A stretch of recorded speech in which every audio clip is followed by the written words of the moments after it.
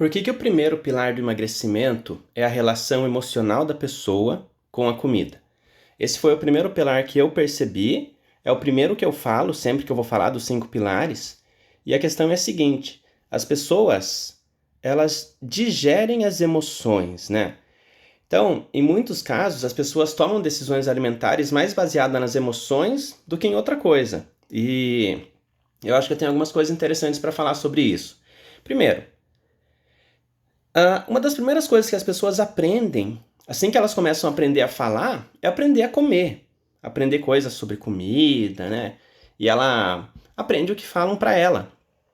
Que uma criança boa tem que ser obediente, que uma criança boa tem que comer, que belezinha que a pessoa comeu. Então ela começa a associar algumas emoções, a perceber que quando ela fez alguma coisa certa foi comer, e quando ela não comeu, ela estava errada por não ter comido. E às vezes era uma briga, né, na infância. E claro, tem a questão dos sabores também, né? O, tem alguns sabores que para a criança agradam mais o paladar, então ela se sente mais bem quando ela come, e aí ela come mais, ela é elogiada. Aí tem outra coisa que ela não gosta de comer, aí ela não come, daí ela é criticada ou fica de castigo. Mas enfim, a gente sempre está buscando fazer dois tipos de coisas. Se aproximar de coisas que nos faz se sentir bem, né? Ter emoções boas e afastar coisas que nos faz se sentir mal ou emoções negativas. Então a gente, ao longo da nossa vida, sempre está tentando se sentir mais, melhor e se sentir menos, pior. Eu sei que eu usei de propósito uma conjunção aqui, mas é para você entender. Se sentir mais vezes melhor, se sentir menos vezes pior.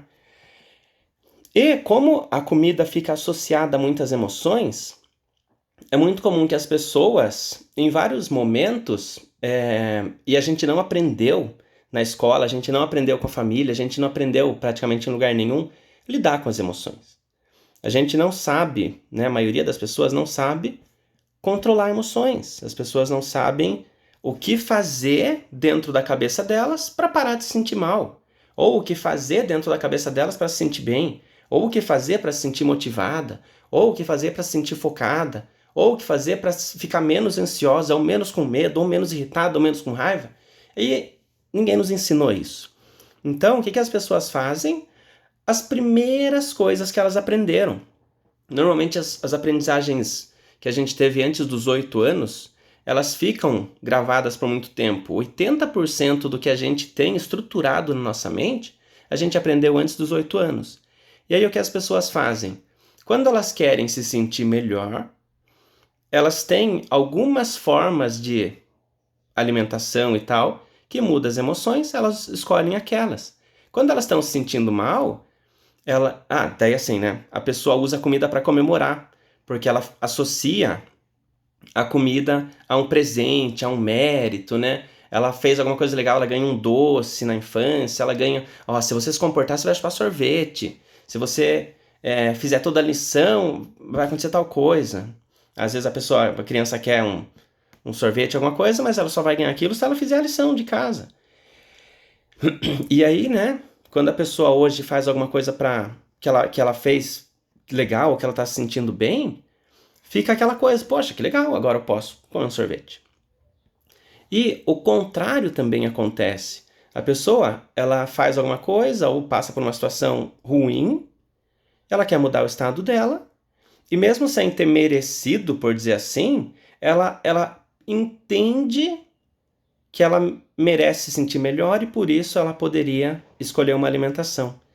Então é muito comum que as pessoas tenham um vínculo com a comida, né, um relacionamento com a comida emocional, no sentido de quando ela está bem, ela come como se fosse uma celebração, um presente, um direito que ela tem, né, uma recompensa. E quando ela está mal, ela come como uma forma de tentar parar de ficar mal, porque é uma das únicas e poucas formas que ela sabe. E existem algumas formas de diferenciar, porque às vezes a pessoa fala assim, mas eu tô com fome de hambúrguer, eu tô com fome de pizza. E realmente, as pessoas têm fome, né? Os seres humanos precisam comer, isso aqui é inquestionável, então entra também aqui um aspecto de sobrevivência. A questão é, normalmente a fome, como saber, né, se a fome é real ou emocional? A fome, ela começa e vai aumentando aos poucos. Você começa a sentir um pouquinho de fome, depois você sente um pouco de fome, depois você sente mais um pouco. Quando você vai ver, você comeria algum alimento. A fome emocional, ela vem de repente e normalmente ela tem nome. Nome e sobrenome. Eu tô com fome de tal coisa. Então, quando a pessoa de repente sente uma fome inesperada, provavelmente é uma fome emocional. E principalmente quando é uma fome de alguma coisa específica. Porque geralmente essa coisa específica está associada, né? Tem algum gatilho interno, emocional na pessoa, que faz ela querer aquele alimento. E aí ela sente uma fome específica e, de certa forma, assim, quando a pessoa vai sentindo fome, ela quer eliminar a fome. Quando a pessoa sente fome de alguma coisa específica, ela quer comer aquela coisa específica e não comeria outra coisa. Qual que é a sugestão aqui? Quando você sente essa fome de repente de uma coisa específica, se pergunte, não é fácil no começo, o que aconteceu ou que eu pensei que me gerou alguma emoção que me trouxe a necessidade de comer isso? Isso vai criando uma ideia de autoconhecimento e vai ajudando as pessoas a entenderem quais são os gatilhos que está sustentando e criando alguns hábitos alimentares que estão associando a comida a isso. Ela percebe, quando eu pensei em tal pessoa, quando eu pensei em tal situação, quando eu pensei em tal reunião, quando eu lembrei que eu não estudei, quando eu lembrei que eu deveria estar fazendo tal coisa e não estou. Então, quando a pessoa começa a perceber isso, ainda não é uma solução, porque isso é um entendimento cognitivo, aqueles 5% da mente, mas é alguma coisa que a gente poderia trabalhar. Eu trabalho isso com a hipnose, mas você pode usar alguma forma sua, sei lá, escrever num caderninho, alguma coisa assim, né? Tem várias formas, tem muita gente que consegue ir aprendendo a lidar com isso. Então, eu fiz um vídeo aqui sobre o primeiro pilar que eu uso do emagrecimento, que é a relação emocional da pessoa com a comida. Comenta se você gostou, se fez sentido e se você tiver alguma pergunta, tá bom? Logo, logo eu posto outros vídeos sobre questões de emagrecimento e os pilares do emagrecimento.